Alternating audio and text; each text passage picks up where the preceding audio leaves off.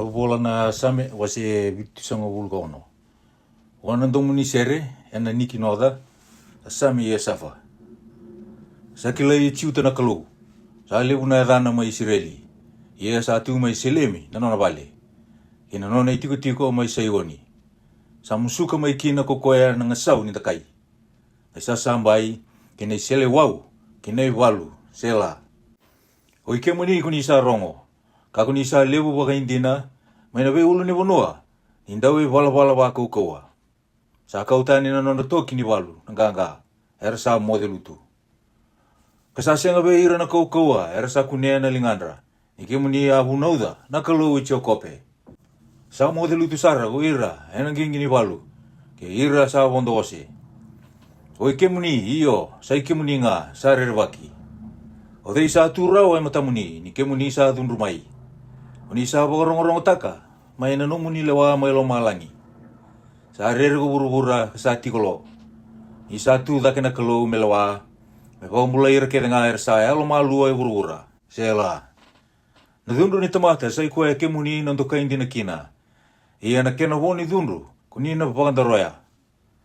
Dumbumbului, kapag dora talang abi chiyoba na numundo kalo. Wera keda nga era tiko baka buli tikoya, mera kautamay na ka niloloma buwasan dondonu, mera erwaki. Ena baka way galataka kokoya, na lomandra na turanga. Sa rerwaki kokoya, ve era na tui kei burubura. Wase bitsong ulobitu. Wana domuni sere, ve era na chitu duni, asami ya safa. Awa tangi wana kalou, wena domongu. Hiyo, wana kalou, wena domongu. Kasabang garandalingana, may veyau. Ena singa kawararao kina, kawangarai tioba. Sa andondo tu nilingangu en bongi, kasianga ni denu. Sa ambese, ni wakadingui na elongu. Au nananuma na kalou, kau sa manirarawa.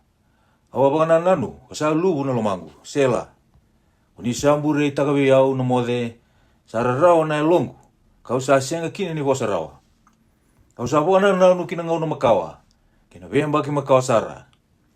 Au nananuma na nungu sere, enang bongi. Kasa waka taronga na longo. En beauty au lebi beka na turanga kasenga ni mundu. En senga beka ni loloma tale. Sa takali lebi beka na nona loloma kasenga ni mundu.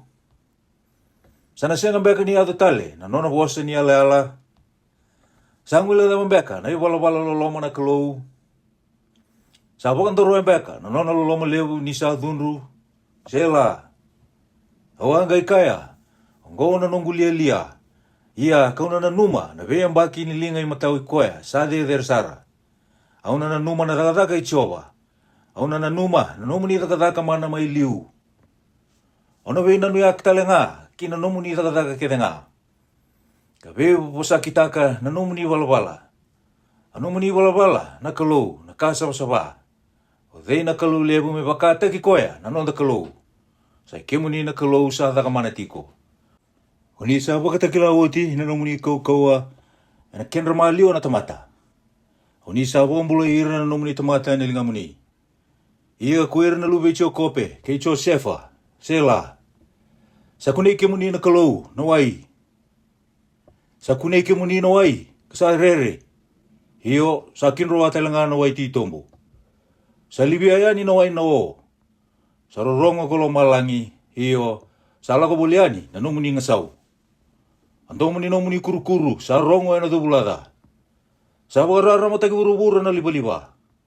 Sa sautani nini katabuki ko burubura. Anomuni sala, sa koto ena wasa. Kina nomuni sala tu ena wailebu, kasa sianga ni kilai, na weni abamuni. Oni atumberira na nomuni tamata, me bakanan gel ni sipi, ena lingai mosese, ke roni. Wasi vitu walu, amasi kili safa. Do wangara andalinga mundo, nongu tamata, kina nongu bunau.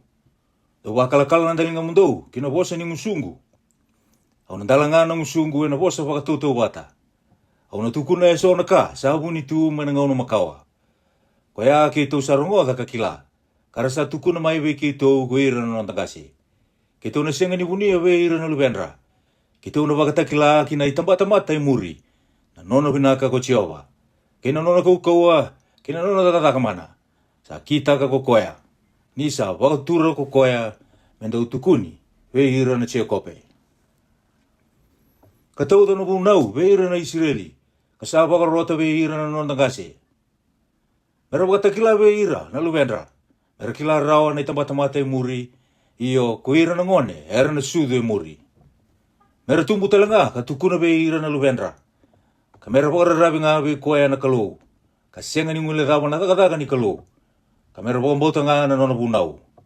Ia mera kakua ni wakataki ira na nondangase. Na itamata yalo wakatani, katala indrendre. Na itamata sa senga ni wakarutaka na lomandra. Kasa senga ni dina wana kalou na londra. Na ifiremi, sa waka rangi hena da kaititi. Era sa suka tale, hena singa ni walu. Era senga ni wakambauta, na vela lati kina kalou. Karambese ni muria na nona punau. Ara sa ngule rawa na nona takataka. Kena nona takataka wa kurambui. Sa wakatakila o ti kokoya veira. Akawa kurambui sa kitaka kokoya matana na nona kasi. Ena wanua ko ichipita, kena tiki ni wanua mai soani. Sa wasea na wasa kokoya, ka kautira e loma. Kambinia dhake, no wai, me tu me wakana suwa levu. Sa tumberi ira, ena singa koya, ena o. Kena mbongi talanga, ena rarama ni bukawanga. Sa tasena be watu, maina be kau kokoya. Kapangunu ira me baka maina wai ti tombusara. Sa wakatumburu talanga kokoya na wendronro maina watu. Wakanta be sombu na wai me baka na udi wai. Ia era sai wala dati ko boa. Nira sa wakatunduri koya na te sara maina be kau. Arasa anta ubere teki koya na kalu ilomandra. Nira krea na kakana nira ngarawa. Arasa bosa tataga na kalu kakaya. Sa waro takarau li na kalu na te pili na be kau. Reida, saya vita na watu kokoya. Kasa hura mai kina na wai. Kasa buong bale na ndreki ni wai. Sa sulia rawa telembeka na mandrai. Sa waro takarau beka na leo ni manu be hira na nona tamata. Sa rongoto na kaungo wa chiowa. Kasa dhunru. Kasa wanga kina na buka be hira na chia kope. Sa tumbu talengano dhunru be hira na Israeli. Nira sa sianga ni bongboto na kalu. Kara sa sianga ni wakarabi buwa me bongbula ira. Ia sa wakarota oti, na o, mai dhake. Kanto lava na katumba kelo malangi. Sa wakatauto na mana, be ira merakania. Kasa sulia be ira na sila, nilo malangi. Ia na tamata, era sa kania na kendra na ngilosi. Kasa sulia be ira kokoya na kakana mera mamau sara. Sa wakaliwabo na tokalau, mai nilo malangi. Kasa kauta mai na deba, hena nona kokoa. Sa wakatauto be ira na leo ni manu. Mewa kana kubu ni soso. Hena manu buka, mewa kana nuku, mai matasawa. Kasa tauda hena saangata, ni nonra tiko. Ka wabuli na nonra bibale, arasa kana, kama mausara. Nisa sulia kokoya, na ka era ngaroba. Ia, kasa sianga ni mundurawa, na nonra ngangaro. Ia ni sa tu ang usundra, na kendra kakana. Sa dobi ira na dundu ni kalou. Wawang mate ira era sa uasi bibe ira. Kamukuta na tamata bulambula, Israeli. Ia sao ti kere ngaongo, kara sai wala dati ko nga. Kasenga ni bukang bauta, nira raida na nona taka mana. O koyongo, sabago ti kina na nonda singa, ena ka senga ni anga. Ina nonda yang baki, ena ka rarawa. Muni mukuti ira, era sanga ingarai koya. Karele sumai, karanggarawa ko tutolo na kalu. Arasana numa ni sa nonda uluwatu na kalu. Kena non rebo kan bulan na kalu de sara. Ia, ersa bosa be da bilaki, wa ena musunra. Kalasu wa ena emendra. Isa senga ni ndondonu wa na londra. Karasa senga ni tikundei, ena non be yala lati. Ia kokoya, nisa ya loma, sa senga ni soma, na non rebo walada. Ka senga ni boru seira. Ia sabo kali sueta ni wakabunga, na non dundru. Ka senga ni ungeta na non dundru, me wanga sara.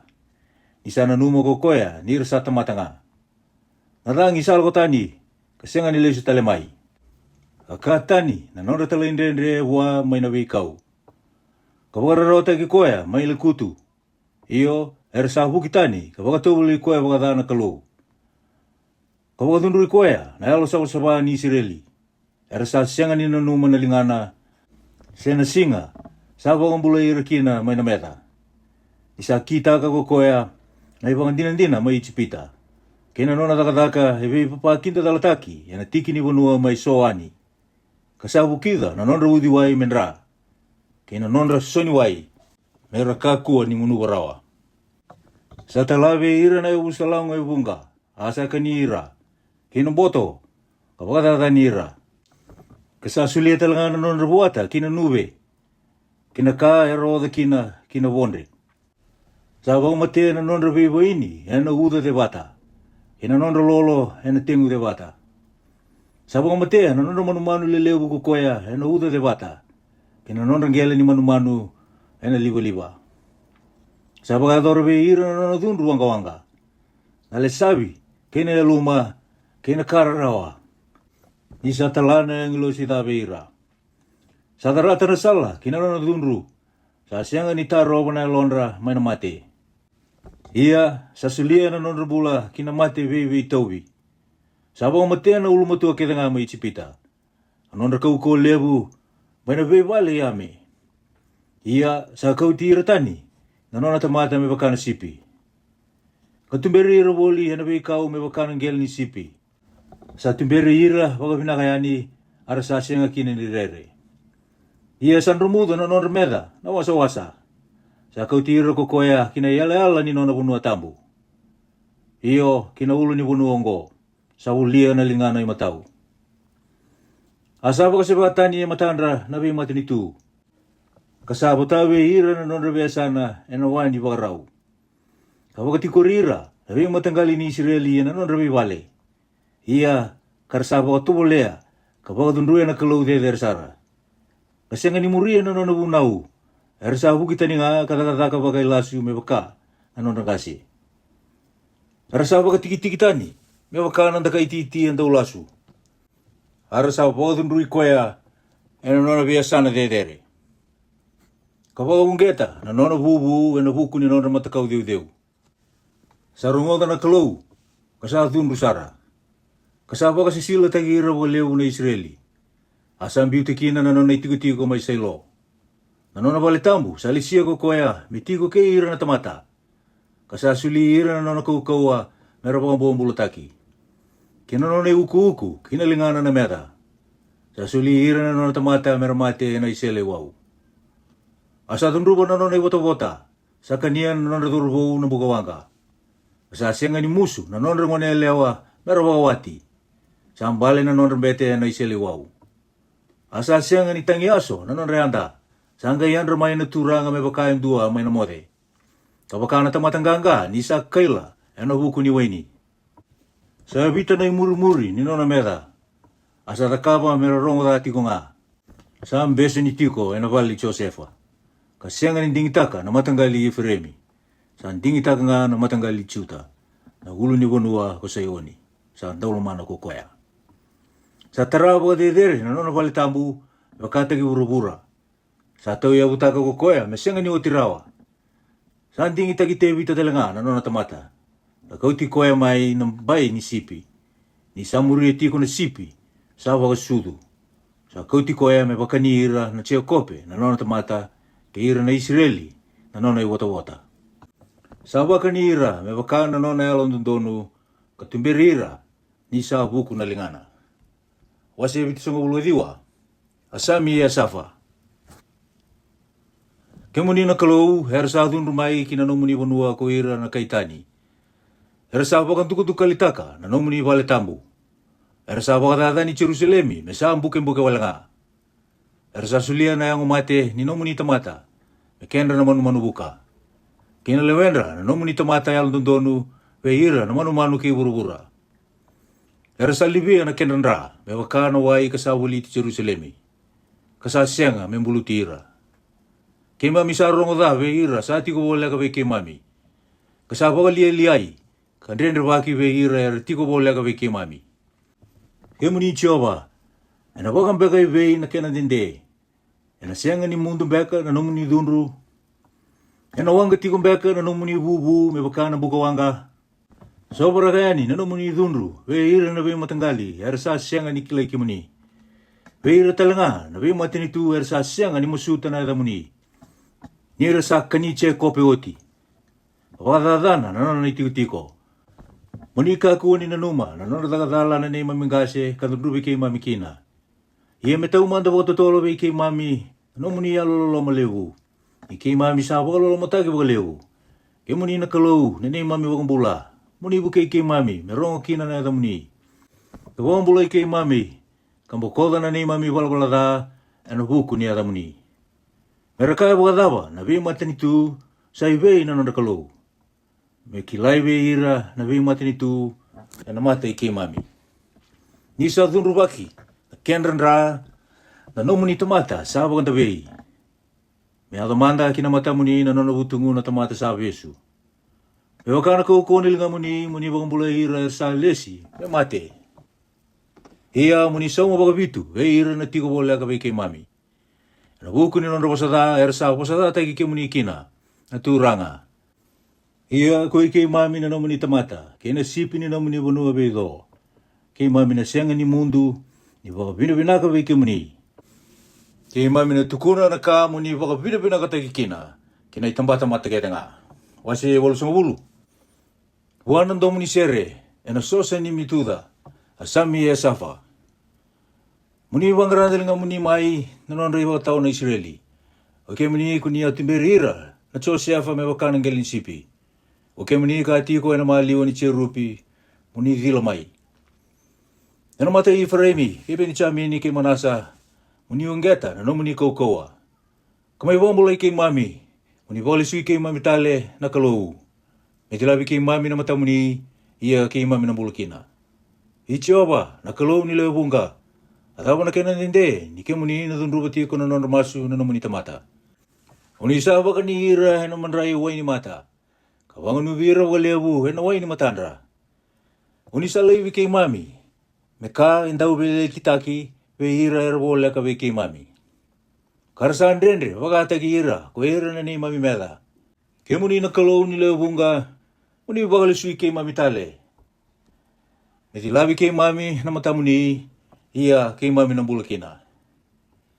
Uni akau tamay indua na boy ni may chipita. Uni sambi utatani, na ve mati nitu, kangay tea. Uni awagarota ka na kena wanua. Uni adakaba meti sombu na wakana, kasarong bota na wanua. Sarunguya na ve ulu ni wanua, na kena alo-alo. Kena tambana sa wakana si tarilewu. Sa tetewa na waitui na tambana lilewu. Kena udiwai na tambana lalai. Atawa ko ni isang kayong basuka kina na kena bai. Arasabi tiyo ko ira kita nga, arasala ko boli na sala. Sa wakatatana, nabuwaka ni Wekau, kasaka na kina na manukila ni Bunua. Kaya muni na kalou ni Leo Bunga, kaya mamisawa ka mamasu, muni le sumandamai. Muni raisong bumelo malangi karayda, katalewa na way ni Ongo. Kawarurunga, nakasatia na linga muni matau. Kaya nalube muni kunya wako ko ataka, mino muni. Sa visa ng bukawanga, sa tasombu, ersa rusa ni sabu na uwira na mata muni. Ia metu na linga muni buwan na tamata sa lisia na linga muni matau. Wei kwaya na lubi ni tamata kuni saba kuko taka meno muni. Kay mami nang gaisang akina ni lesutani wei ke muni. Muni buwan bulan-bulan taki kay mami na masuta kina na yada muni. Ichioba na kalou ni Leo Bunga, muni bawali sui kay mami tale. Beti labi kay mami na mata muni. Iya kay mami ng bulakina. Wase walso bulon dua. Wanan do muni sere. Ena kitida. Asami ya safa. Daw sere bagan do mo ilebu buwana kalou na nonako kawa. Daw reki bagan do mo ilebu buwana kalou chia kope. Angatan na same. Kakau tamay na timbireli. Kay na apin do mabinaka. Kay na soliteri. Ubutan na do bui. Ena bulabou. Ena ngaw na sa loku. Ena singa ni nonda so lewu. Ni sa lesi na kaongobe ira na Israeli. Ahunau may buwana kalou chia kope. Sa takawa na kaongo, may bagan dinindina ve ira na Josefa. Isa lakutan ni woli, may nawunua ko ichipita. Nawunua kawarong odakina na wosa kawasyang ni kila. Hawala be tatani na idola-dola, may natambana. Kinalingana sa sireki, may nakuro. Huatang ini ko ararawa, iya kawawa ang bulay ko. Hawa sabi iko, may nasano guni ni kuru-kuru. Hawa katulay iko, may naway, may meripa, sela. Tawaro rongo, nung gutamata, kauna tugu-tugu be iko. Israeli, kaya baka ako na waro rongo be yau. Ena senga na kalau tani metiko ke iko. Ia makaku ni tu bakina kalau ni kaitani. O iau ko chiawa na nomu kalau. Ka kauti ko tani mai na wano ko ichipita. Undala nga walebu, ia, kono baka mamau teki ko. Ia na nungu tamata, era sa senga ni vero ngoda na tomongu. Sa senga ni vinakati au wa ira na Israeli. Ia kawa ambiuti ira, mera muria na non real ko kawa. Ara sa muria na non relewa. Kera sa voro rongo mandawe iau ko ira na nungu tamata. Kamuria nga na nungu sala ko ira na Israeli. Kawangai waka malmulumu teki ira, kusa-kusa na non remeda. Kapagali suya na lingangu, meu beibala ke ira, era sa parara teki ira. O ira sa tati chiwaba, era ngai soro bua. Ia na non ngauna na nungu tamata, sana ngai sianga ni utirawa. Ia sana ngai waka ni ira ko koea, ena witi binakasara. Kapag mamau teki iko, ena oni, may na ulu batu. Wase walso ulo rua, asame ia safa. Satu na kalou, ena non risongo-songo na kaukawa. Salewa ena kenra maliwa na kalou. Atapa na kena dinde, indau lewa bakatao na donu tiko. Kangolewa, na tamata wala da, sela. Dolewa ira baka binaka, na mulumulumu kena lube ni ali. Tau kita kana kain donu be ira sararawa ke ira sa andra rubua. Dau bakang bula, na loma kena andra rubua. Dau bakang bula ira, may nalingandra na wala da. Era sa sianga ni kila, kara sianga ni wukurawa. Era laku boli ana butung-buto, saya wala kita ngana yabu ke gurugura. Hawa kaya, dau sa kalau, kena lube koya, sa de sara, koi ke mundau kita nga. Ia ndono mati nga me baka na tamata. Kambale me baka indua na turanga. Muni tudake na kalau, muni lewai gurugura. Ni ke muni na tau kena, na bei mati ni tu kita nga. Wasi walso ulotul, asame hi safa. Muni kakua ni ngalu na kalau. Muni kakua ni tikolo. Muni kakua ni tiko wale na kalau. Reida, ersa uwe na nomu ni mera. Karasa bebe lebu ko ira ersa dati ke muni. Ersa mbuki kendra bere na nomu ni tamata. Kumbose baka ena bukundra na tamata. Kuni sa warurunga. Ersa kaya mendamai waka umbo taki ira. Mera kakua ni mati ni tutiko. Me kakua ni nanumitale na da Israeli. Era sa loma bata meron bose bata. Era sa to bata meron bukia na kemuni bere. Na be vale itomi, ke isimeli, ke moapi, ke ira na akiri, ke kipali, ke amoni, ke ameleki, na kay felicitia ke ira na kay taia. Sandua bata telanga ke ira ko asiria. Era sa bukia na lubi loti, sela. Unita kataga be ira, me wakabe ira na kay mitiani. Me wakabe sisira, kay chapini, may na udiwai ko kisoni. Era rusa, may endoa. Arasa ayado me bakanan deni manumano ena banua. Munita kawan na turanga, mera bakata ki orepi, kay siepi. Ia na turanga kita nga, me bakata ki siapa, kay salimuna. Oiro tau kakaya, tau rawata menonda tau, nabi bali ni kalau. Nunggu kalau, munita kavira, mera bakana dubulada. Mera bakana buni sila, ena mata ni tangi. Ewa kasa tabuna, nabi kau na bukawanga. Kasaba ka daundreba, nabi ulu ni bunua, na mayami ni bukawanga.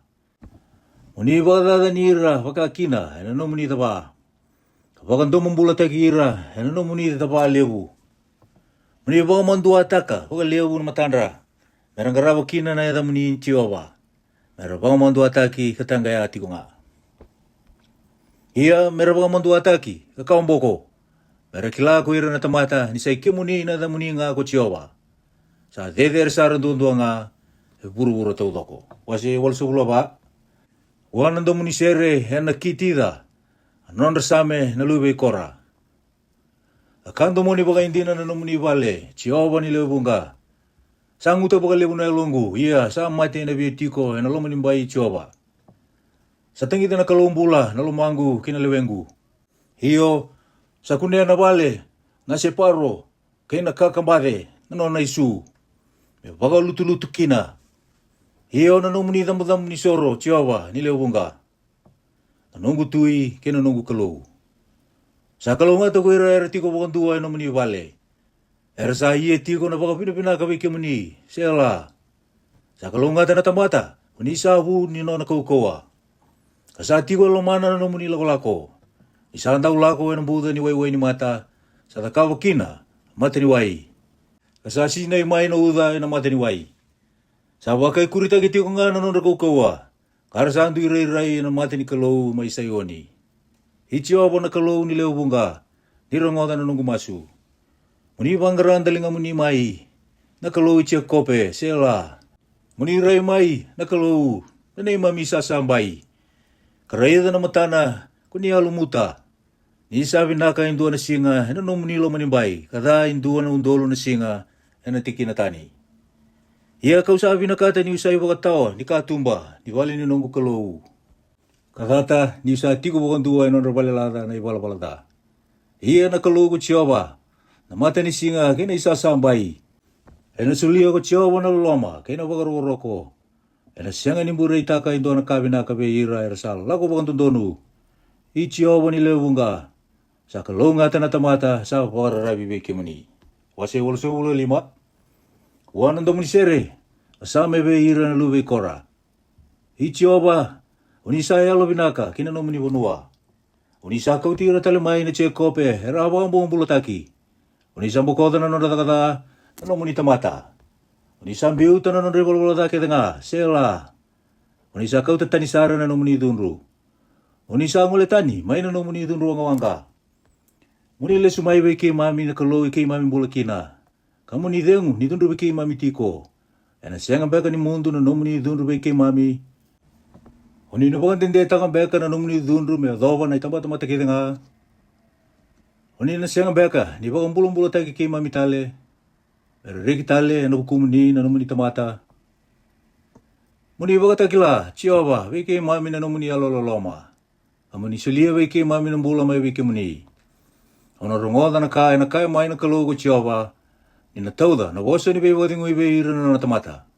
Kaya ira na nalong dono. Iya mereka ku nilis tale kinakali alia. Hindi na sabule ka na nung bulay ira sa rirwa ki koya. Langi-langi tiko kina na nung bunua. Sabi itawa kinaloloma kinandina. Sabi rungudi na alon donu kinabebi nakati. Ano tumbu nga buru-bura na kandina.